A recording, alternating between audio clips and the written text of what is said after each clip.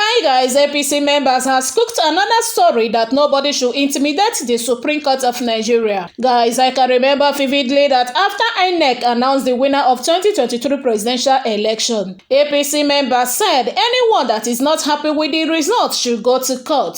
Now, Peter Obi has gone to court to challenge the process in which INEC declared Bola Ahmed Tinubu the winner. INEC has refused to grant access to Labour Party to access the beavers. INEC, Tinubu and APC members has ganged up and sponsored an unnecessary protest in Abuja that nobody should disturb the Supreme Court of Nigeria. The leader of the group, Smart Edward, while addressing journalists, said that it was time for Atiku Abubakar to retire from politics and that Peter Obi was an asset for the president-elect Bola Ahmed Tinubu in winning the election. Smart also thanked security agencies and President Muhammadu Buhari for ensuring that the elections were free and fair. Our demand is very simple. Nobody should come and intimidate the Supreme Court of Nigeria. This is our land. Yes. It is our country. Yes. Nobody can gang up to attempt to intimidate our government. We have been patient enough.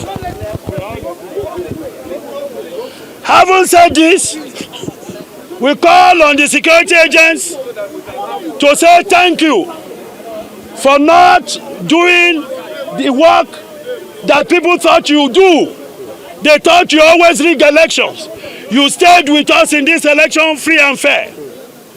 The president, for not misusing his power, he stood with us and he conducted elections free and fair. Everyone has a right to protest. I'll come to you, Ayo, on this story. Yeah. But however, you know, everyone has said, I mean, the outcry plus global outcry saying President Muhammadu Buhari and the electoral process was flawed. Yeah. I mean, what's your take on this actual protest as well? Well, they said it was the electoral process was marred with irregularities. That's a word that I'm sure if you it probably would come up in Google's top words by the end of this year, because a number of people were, you know, this is what a number of people have used to describe the elections. However, interesting one there with the natives who've come out to protest. And you want to understand, and that's the beauty of democracy. Everyone, you know, has the right to peaceful protest. And I do hope that the same, you know, way they've engendered their protests, they would give the same accord to the Labour Party in the event that they do carry out their occupation